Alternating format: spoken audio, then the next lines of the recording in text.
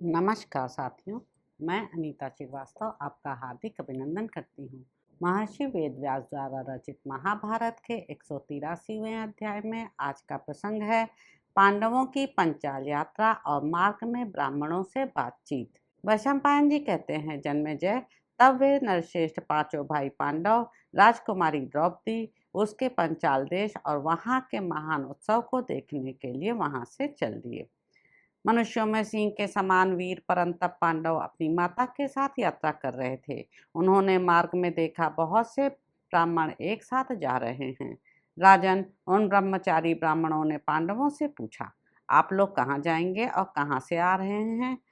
युधिष्ठिर बोले, विप्रवरों, आप लोगों को मालूम हो कि हम लोग एक साथ विचरने वाले सहोदर भाई हैं और अपनी माता के साथ एक चक्रा नगरी से आ रहे हैं। ब्राह्मणों ने कहा, आज ही पांचाल देश को चलिए।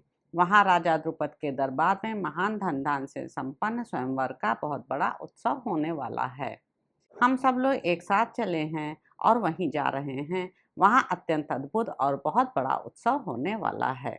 यज्ञसेन नाम वाले महाराज द्रुपद के एक पुत्री है जो यज्ञ की वेदी से प्रकट हुई है। उसके नेत्र विकसित कमल दल के समान सुंदर हैं। उसका एक एक अंग निर्दोष है। वह मनस्वनी सुकुमारी द्रुपद कन्या देखने ही योग्य है। द्रोणाचार्य के शत्रु प्रतापी धृष्टद्युम्न की वह बहन है।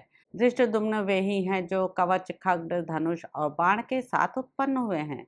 महाबाहु धृष्टद्युम्न प्रज्वलित अग्नि से प्रकट होने के कारण अग्नि के समान ही तेजस्वी हैं।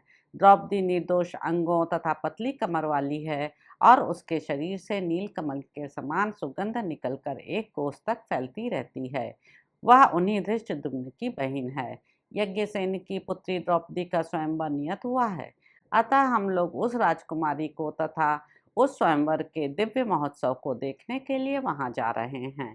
कितने ही प्रचुर दक्षिणा वाले, यज्ञ करने वाले, स्वाध्यायशील, पवित्र, नियम पूर्वक व्रत का पालन करने वाले, महात्मा एवं तरुण अवस्था वाले दर्शनीय राजा और राजकुमार अनेक देशों से पधारेंगे। अस्त्र विद्या में निपुण महारथी भूमिपाल भी वहां आएंगे। वे नरपतिगण अपनी अपनी विजय के उद्देश्य से वहां नाना प्रकार के उपहार, धन, गौएं, भक्ष्य और भोज्य आदि सब प्रकार की वस्तुएं दान करेंगे। उनका वह सब दान ग्रहण कर स्वयंवर को देखकर और उत्सव का आनंद लेकर फिर हम लोग अपने अपने अभीष्ट स्थान को चले जाएंगे।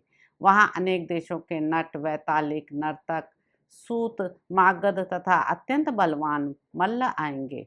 महात्माओं, इस प्रकार हमारे साथ खेल करके, तमाशा देखकर और नाना प्रकार के दान ग्रहण करके फिर आप लोग भी लौट आइएगा। आप सब लोगों का रूप तो देवताओं के समान है। आप सभी दर्शनीय हैं। आप लोगों को देखकर द्रौपदी दैवी योग से आप में से ही किसी एक को वो अपना वर चुन सकती है। आप लोगों के ये भाई अर्जुन तो बड़े सुंदर और दर्शनीय हैं। इनकी भुजाएं बहुत बड़ी हैं। इन्हें यदि विजय के कार्य में नियुक्त कर दिया जाए तो ये दैवात बहुत बड़ी धनराशि जीत लाकर निश्चय ही आप लोगों की प्रसन्नता बढ़ाएंगे। युधिष्ठिर बोले, ब्राह्मणों, हम भी द्रुपद कन्या के उस श्रेष्ठ स्वयंवर महोत्सव को देखने के लिए आप लोगों के साथ चलेंगे। तो इस प्रकार साथियों, आदि पर्व के अंतर्गत स्वयंवर पर्व में पांडव आगमन विषयक 183वां अध्याय पूरा हुआ। इसके अगले अंक में आप जानेंगे कि पांडवों का द्रुपद की राजधानी में जाकर कुम्हार के यहाँ रहना, स्वयंवर सभा का वर्णन तथा धृष्टद्युम्न की घोषणा। तो अब आपसे अगले अंक में मुलाकात होगी। मेरे YouTube चैनल संवाद विद अनीता को लाइक करें, शेयर करें, सब्सक्राइब करें। धन्यवाद साथियों।